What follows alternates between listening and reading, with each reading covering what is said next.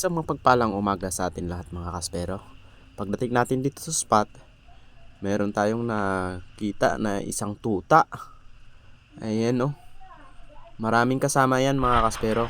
Nagtago doon sa may tunnel, sa may butas, kaya nilapitan ko. At yung isa mabait. At dito tayo mag-uumpisa gamit itong Orosab natin na 140 cm na demultiplied roller, invert roller. Kaya sana makarami tayo ngayon mga kaspero. Samahan nyo ako mga kaspero. At dumiretso na nga tayo sa laot dahil medyo malabo sa tabi. At ang kagandahan, sakto lang yung agos, kaya labas talaga yung mga pelagic ngayong araw. At eto, pagbaba ko sa ilalim, meron agad sumalubong na grupo ng yellowtail barracuda. Kung napapansin nyo mga kaspero, nandyan na sa harap ko, ngunit hindi pa natin pinapana. Ayan, pumipili pa tayo ng mas malaki para sulit yung unang huli natin. Kaya ayun, hintay pa rin tayo ng hintay dahil yung target natin yung mas malaki. Ayun, nakita na natin yung target natin. Ayan, patay ka ngayon. Yun, tagusan mga kaspero. Lakas talaga ng pana natin na ginagamit ngayon. Ayun oh. Accurate na accurate yung takbo ng shaft natin. Ganda talaga ng pagkagawa at napaka power ng rubber natin. Kaya sulit yung gawa ni Bro Bem Recha na pana. At agad meron tayong isang yellowtail barracuda. Malaki na rin ito mga kaspero dahil umabot ito ng 4 na kilo. Ayan, patay agad dahil ang ganda ng pagkatama natin sa hasang.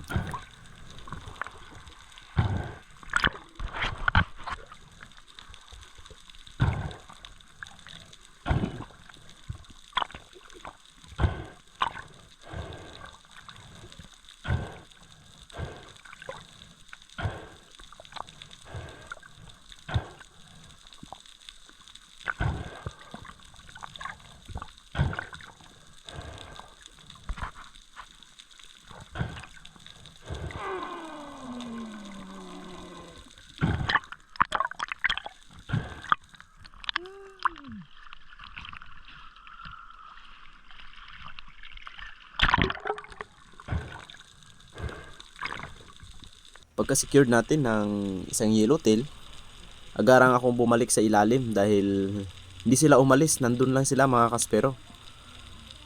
Kaya yung ginawa ko, pagbaba ako, nandyan ulit sila sa paligid ko. Syempre hindi ulit tayo papana dahil hahanap ulit tayo ng mas malaki sa kanila. Baka merong lumapit na giant trevally dahil itong spot na to, dito ako nakakapana ng mga giant trevally and king mackerel or dog tuna. Subalit wala tayong nakitang mas malaki, pero malaki na rin itong nasa harapan natin. Ayan, hinihintay lang natin na bumalik. Talagang kung gusto kong panain kanina, pinana ko na yun mga kaspero, ngunit naghahanap pa rin tayo ng mas malaki. At ito yung target natin. Boom! Sapol mga kaspero. Ayan, no, tingnan nyo yung takbo ng shaft at yung tumama sa isda. Talagang accurate na accurate.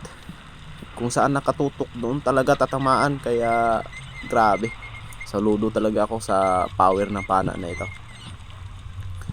Kung mga 30 kilos na mga giant trevally kayang kaya ng ating pana, dahil yung shaft natin malaki na rin yan mga kaspero dahil 8mm yan. Kaya pang malakihang isda talaga.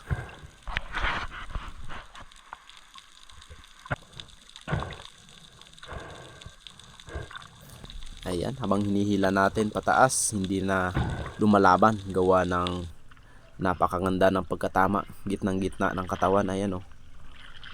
Paktay mga kaspero. Nakadalawa na tayo ng yellowtail barracuda. At dito, pagkaahon ko, napansin ko merong sumabay sa akin.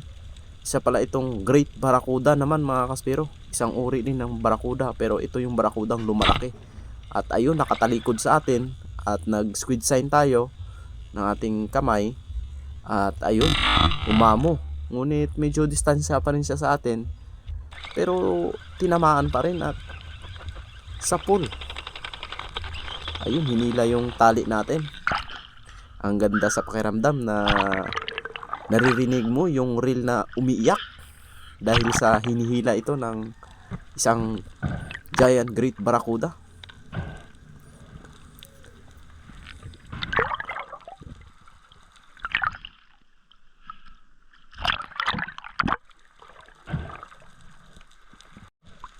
At ito na nga siya mga kaspero, nang hina na. Hinihila na natin sa taas.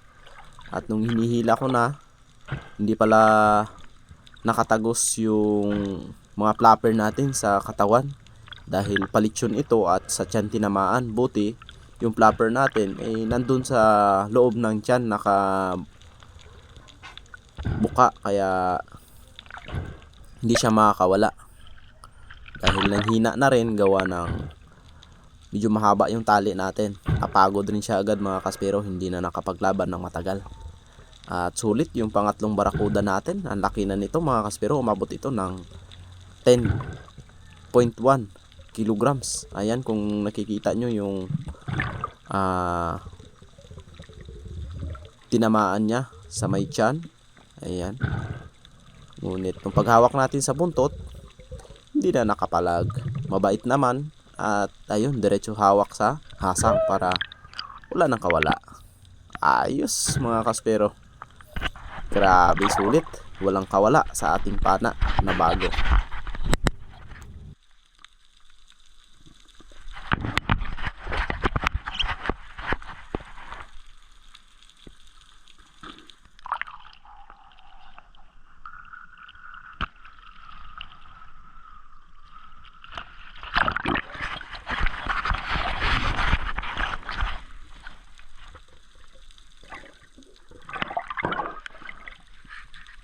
Dahil nakatatlong barracuda na tayo, magla-last dive na tayo mga kaspero.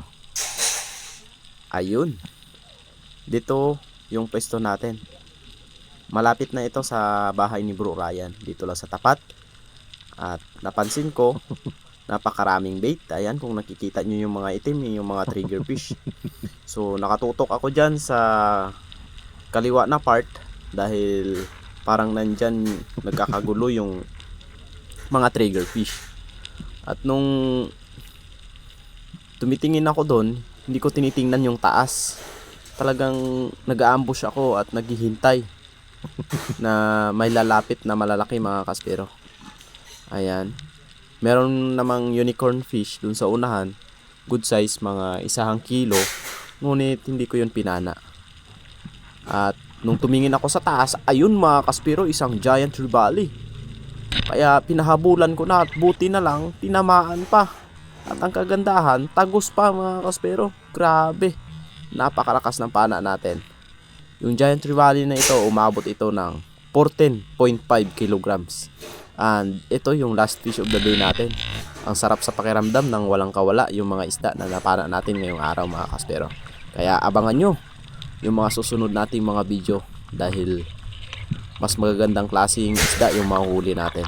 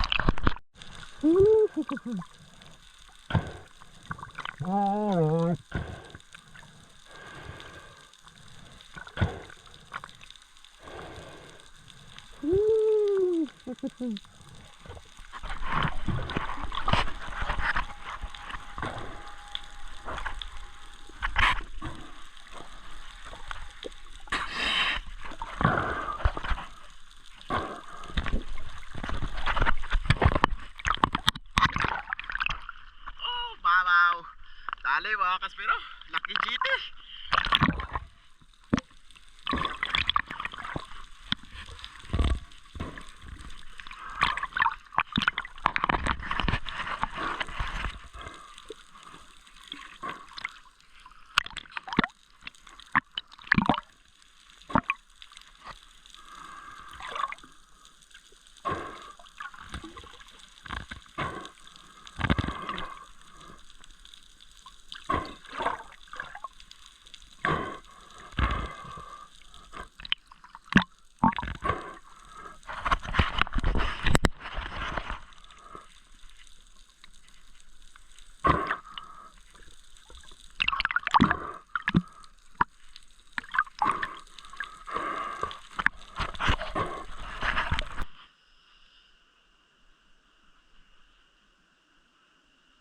Mamaw pa na, mamaw ang huli. Ayos.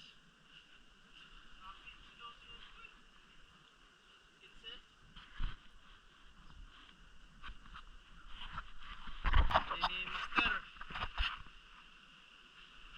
Tatlong barkuda.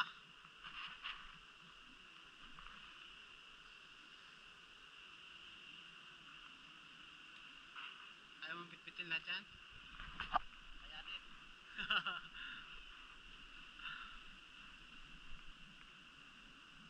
Panalo! Mga ka-Espiro! Kayanin yan! 1, 2, yun, wala bro! Gilid yan. Pindutin mo sa gilid bro. Gilid. Dito? Ah, ito? Yan. Tigas. Wala. Yun. Okay. Bila. Game. Okay na bro! Hindi may angat! Dami! Hindi kaya! Sobrang dami, mamaw! Ay, game ito! Oh, laki! Yan lang. Yan lang. Tutok dito bro. Yan lang. Dalawang yellowtail. Isang giant trevally.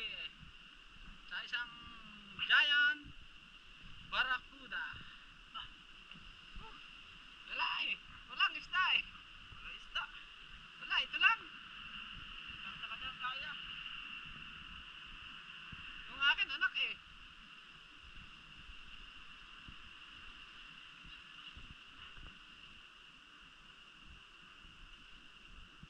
Ito, talagang sulit itong pana ni... Sulit. Sulit talaga ito. Lakas. Grabe. Ah, ito mga isla. Yung mga mamaw. Ah, mga mamaw. Mga mamaw. Lapat na sa bubong. 7-footer. Spurgan. Kita ka. Aba. Yan.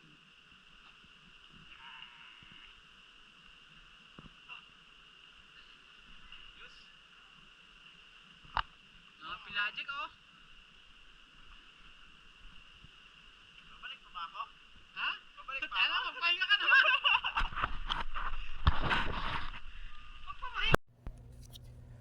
Grabe mga kaspero. Sulit yung paggamit natin dito sa ating demultiplied invert roller. Ayan. Grabe, sobrang lakas mga kaspero. Kung gaano kalaki, gano'n din kalalaki yung mga nahuhuli. Sulit. Shout out sa ating maker, Bem Recha. Ayan, maraming salamat bro. And sa shaft natin, Saldimar shaft na double barb 8mm kay Sir Abraham Binyalde. Ayan, shout out. And then sa ating powerful US Prime Line Spirit Rubber. Alright, kay Bro Gaga. Ayan, shout out po sa Spirit Rubber. Okay. Sulit yung paggamit natin dito sa pana na ito. Isang 140 cm. Sobrang haba. Hindi na magkasya sa camera. At yun yung mga nadali natin sa pangalawang paggamit ng ating invert roller. And syempre, ito yung mga nahuli sa pangalawa. Yung napanood nyo mga kaspero, yung mga barracuda at saka giant trevally. And syempre, shout out tayo. Dahil matagal-tagal na tayo hindi nakapag shout out, kaya lista time. Okay. Unahin natin ang ating maker, si Bro Bemrecha. And of course kay Kursi Spearmaster, kay Sir Abraham. Ayan, shout out po. nakarating na sa Boracay yung t-shirt ng Corse. Ayan, ang ganda niyan, pati sa likod, oh. Oh, ha? Sulit. And syempre kay Sir Gaga. Ayan, shout out po sa ating rubber. And kay Bro Kim ng Batangas, kay Bro Ashley, ayan yung mga nakakasama ko doon. Sila Bro Ronald, Bro John Ray, Bro Ryan at saka kay Bro Dindo. Ayan, shout out at maraming salamat sa pag-welcome sa akin diyan at syempre sa pagsama sa atin sa Spear Fishing. At meron pa tayong shout out yung mga kasama din natin diyan sa Batangas and sa Team Stone Shot natin na mga tropa. Kay Bro Jojo, ayan. Kay Bro Edgar, Macario, and then kay Bro Edgar din na Miraflores. And syempre kay Bro Nico Patawaran. And then kay Marcelo Bernaldez, ayan, na laging nagko-comment sa ating video. Shout out po. And kay Bro Edwin Miraflores. And kay Bro Ruel Sumiyaya, ayan, pabalik na yan dito sa Piles. Kaya magda-dive ulit yan. Dahil medyo hihingalin muna, kaya warm up lang muna yan. And then kay Bro Drew, ayan. And syempre kay Richard Joseph Puentes. And kay Bro Prox, ayan, Prox, ayan. Kay Bro Jeff, ayan, yung kabady natin sa Batangas. Kaso lang, nung dumating tayo, umalis na rin siya. Kaya nagsolo tayo doon sa Batangas. Buti lang, nandun yung mga team natin na sumama sa atin. Also, shout out din sa ating solid supporters and subscriber sa Isla Verde. Ayan, nag-quick dive tayo dyan at nakadali naman tayo ng Lugto Tuna. At yun yung next upload natin mga kaspero. Shout out nga pala sa Regan Panganiban, Alex Shader Guno, Diego Iscares, and then kay Richard Iscares, and Brian Panganiban, Piwi Biko Winsky, Aldrin Panganiban, Elgin Breton, and then kay Vic Breton, at Dagul Louis Topas, and kay Bro Derek, ayan, ng Isla Verde. Shoutout po sa inyong lahat dyan. Maraming salamat dahil patuloy nyo akong sinusuportahan dyan mga kaspero. Ayan, ingat po kayo lagi. And dito nagtatapos ang ating video. Maraming salamat. Sana patuloy pa po kayong mag-subscribe and share sa ating mga video para lagi kayong updated sa ating mga latest upload. Bye-bye!